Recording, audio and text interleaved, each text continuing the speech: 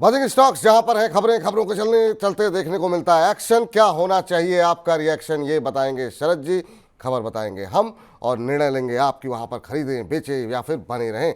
और बड़ी संख्या में बहुत अच्छी अच्छी खबरें यहां पर निकल करके आई हैं। आइए करके उनका विश्लेषण करते हैं। सबसे पहले मैनकाइंड फार्मा पे आज का खबर आती हुई दिखाई दी है। और मैनकाइंड फार्मा पे क्या खबर निकल के आई है?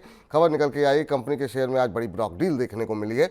और ये ब्लॉक डील आपको बता दें 2023 रुपये के भाव पर 0.9% हिस्सेदारी जो है यहाँ पर ब्लॉक डील के जरिए बेची गई है।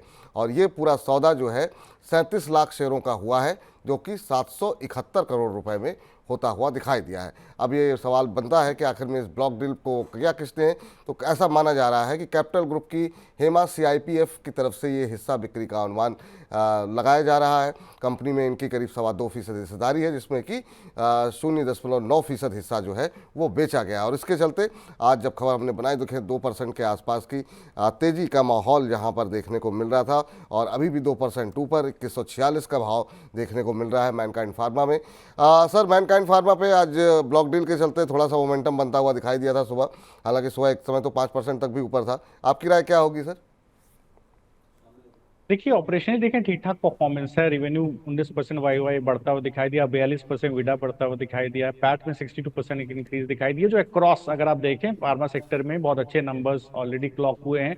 फाइनेंशियल ईयर 25 में भी कहीं ना कहीं मैनेजमेंट को लगता है कि कंज्यूमर हेल्थ केयर में मिड टीन ग्रोथ रहने वाली है। लेकिन अगर आप चार्टिकली देखें स्टॉक को, तो कहीं ना कहीं एक जंबल्ड अप ऑर्डर है। Jumbled up moving average order का मैं पहले भी मैंने बोला है, वोलेटिलिटी बिगेट्स वोलेटिलिटी। जब वोलेटिलिटी कॉन्ट्रैक्ट हो जाए तो इसके बाद वोलेटिलिटी बढ़ती है, मतलब स्टॉक किसी एक तरफ भागता है।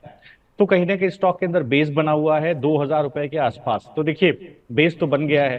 अब ये चलेगा कब? चलेगा अगर 2250 के ऊपर चलना शुरू करेगा तो आपको 2400 के भाव भी दिखाएगा। तो मुझे लगता है कि अगर ये 2200 रुपये अगर कभी सेटल होता है विपुल जी, तो बिल्कुल इसके अंदर उस दौरान एक बार जरूर ट्रेड लेना चाहिए। मुझे लगता है ट्रेडिंग पर्सपेक्टिव से जाना चाहिए पहले। 2400 रुपये के टारगेट के लिए स्टॉप लॉस रहेगा कहीं ना कहीं 2000 रुपये।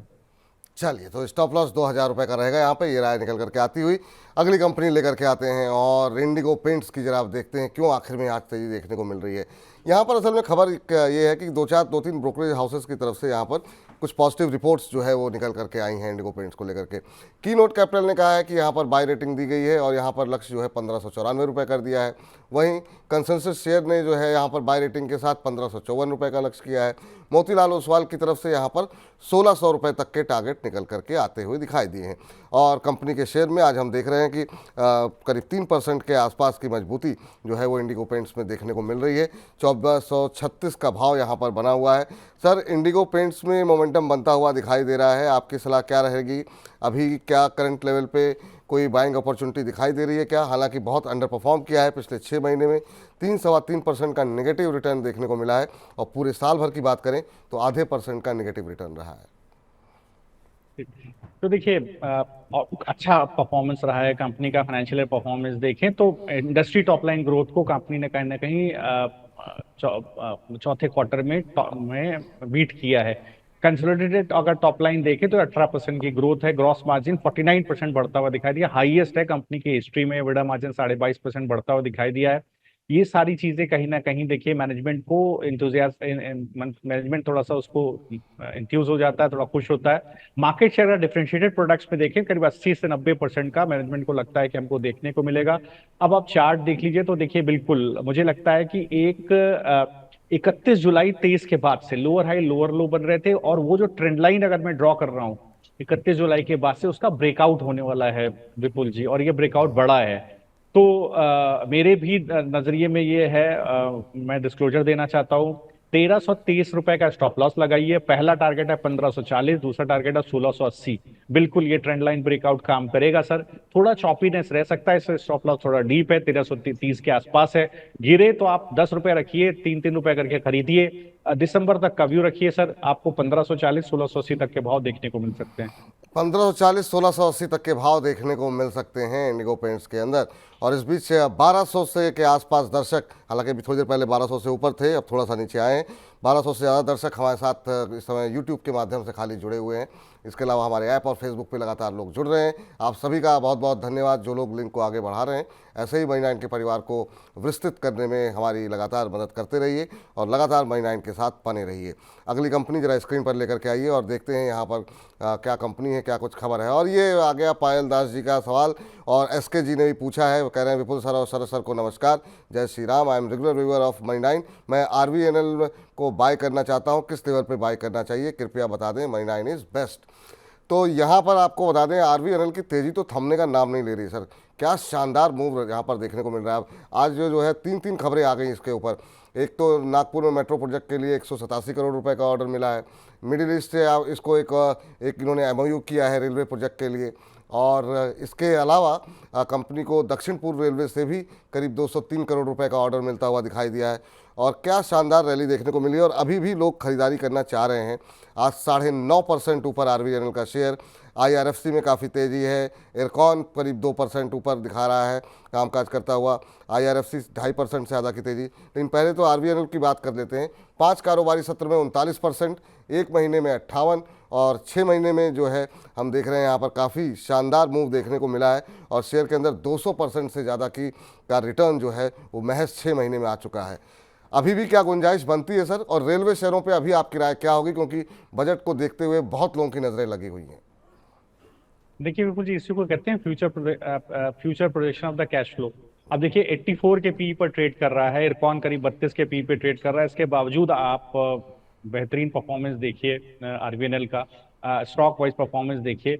वैसे भी company all time highest top line growth इस लास्ट फाइनेंशियल ईयर में दे चुकी है। अगर आप देखें तो 12 प्रोजेक्ट फाइनेंशियल ईयर 23-24 में कंपनी ने कंप्लीट किए थे। 152 प्रोजेक्ट कंप्लीट कर चुकी है।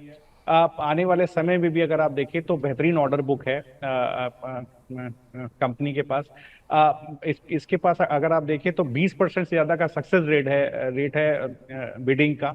ऑर्डर बुक करेंटली अगर आप देखें 85,000 करोड़ की ऑर्डर बुक है, तो बेहतरीन परफॉर्मेंस है कंपनी का। देखिए कहना क्या चाह रहा हूँ कि किस तरह से मार्केट पार्टिसिपेंट ईपीएस ग्रोथ को आने वाले समय में प्रोजेक्ट करते हैं। देखिए स्टॉक किस तरह से भाग रहा है। मुझे याद पड़ता है पहले भी कहीं ना कहीं 408 रुपए के स्टॉप लॉस से मैंने स्टॉक में बने रहने की सलाह दी थी। मुझे लगता है कहीं ना कहीं 700 रुपए के, तब भी मेरा व्यू था 700 रुपए की तरफ जा रहा है। मुझे लगता है कहीं ना कहीं 700 रुपए की तरफ धीरे धीरे करके जा रहा है। लेकिन फिर मैं कहना चाहूंगा, ट्रेडिंग मत कीजिए। अगर आप बने हुए हैं सर, तो अगर आपने नीचे कहीं खरीद लिया है, ट्रेडर हैं और आपने 400 रुपए के आसपास खरीद लिया, बिल्कुल 700 रुपए के टारगेट पे खरीद बने रहिए।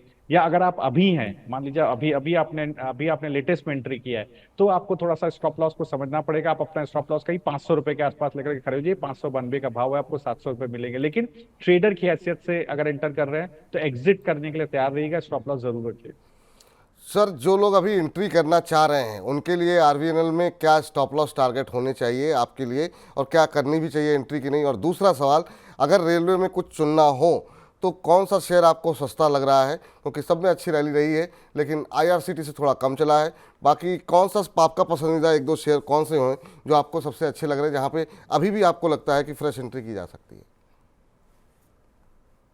जी तो देखिए, पहले तो मैं बताऊं, अगर आप आरवीएनएल को देखें तो 560 रुपए का स्टॉप लॉस लगा लीजिए। आप वो बने रहिए 700 रुपए के टारगेट के लिए। तो ये तो हो गया ट्रेडिंग टिप। बिल्कुल 560 के स्टॉप लॉस पर आप बिल्कुल एंट्री करके बन जाइए।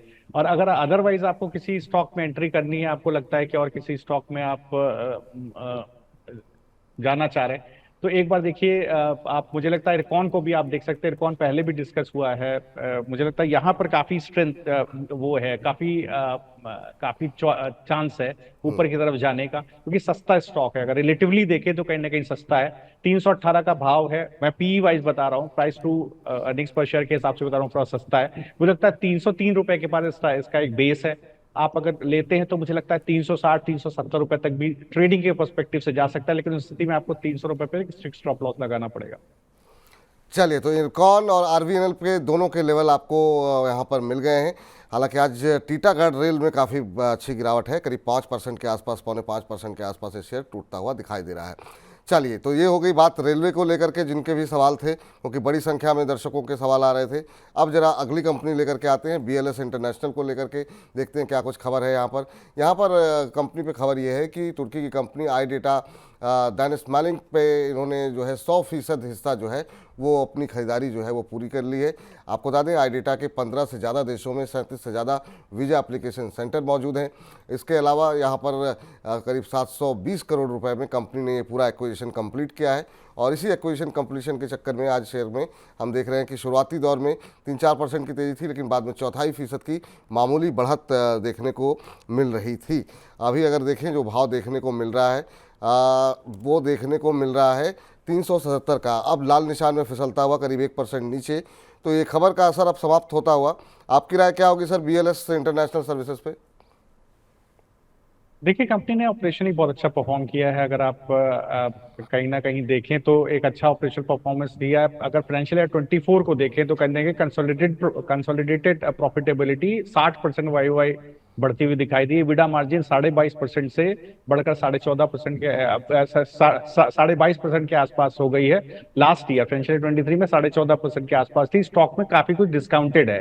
तो अगर आप देखेंगे तो 377 रुपए के आसपास का भाव है। एक प्राइस रिजेक्शन आया 400 रुपए से। 400 रुपए वही जोन है जो इसका फरवरी 2024 के आसपास का हाई था, तो वहां से एक प्राइस रिजेक्शन आया है। लेकिन अभी भी ट्रेंड नेगेटिव नहीं हुआ है। बेस बना हुआ है 370 रुपए के आसपास, भी 370 का भाव है।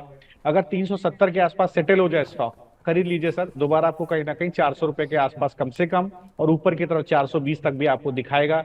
तो बेस आप देखिए कि कहीं ना कहीं 370 रुपए के आसपास सेटल होता है, तब आप इसमें एंट्री कर सकते हैं। चलिए, तो ये राय यहाँ पर निकल करके आती हुई, अगली कंपनी पे चलते हैं और देखते हैं वहाँ पर क्या कुछ खबरें निकल करके आती हुई दिखाई दे रही हैं।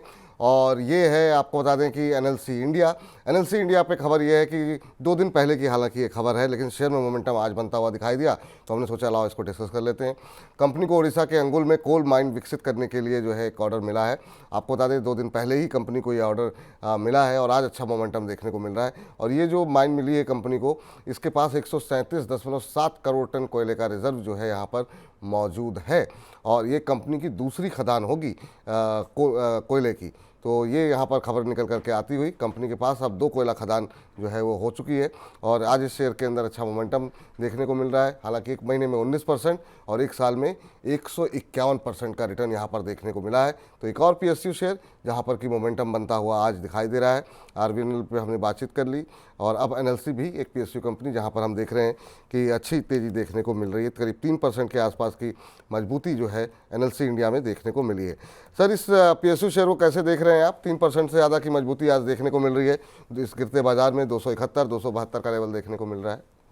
जी देखिए, अगर आप लास्ट फाइनेंशियल में देखें तो स्टैंड अलोन प्रॉफिट ही कंपनी का करीब 250% बढ़ता हुआ दिखाई दिया था। कंसोलिडेटेड प्रॉफिट करीब 200% बढ़ता हुआ दिखाई दिया था। स्टॉक प्राइस में देखिए जिस तरह का मूव आपने देखा आता हुआ दिखाई दिया है।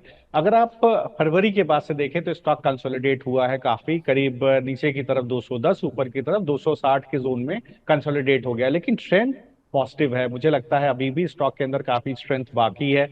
ये जो पर्टिकुलर ट्रेंड है स्टॉक का, 270 का भाव है। बेस कहाँ बना है? बेस आपका बना है 235 240 के आसपास। ये बिल्कुल स्टॉक ऊपर की तरफ जाने को तैयार है। 315 के भाव विपुल जी इसके अंदर दिखेंगे मुझे लगता है। इसी जोन में 235 पर एक स्टॉप लॉस डाल लीजिए। 270 का भाव है। 315 के टारगेट के लिए दिसंबर क्वार्टर तक होल्ड कीजिए। चलिए, तो ये राय निकल करके आती हुई, और इसी के साथ समाप्त करते हैं हमारे इस खास सेगमेंट बजिंग स्टॉक्स को।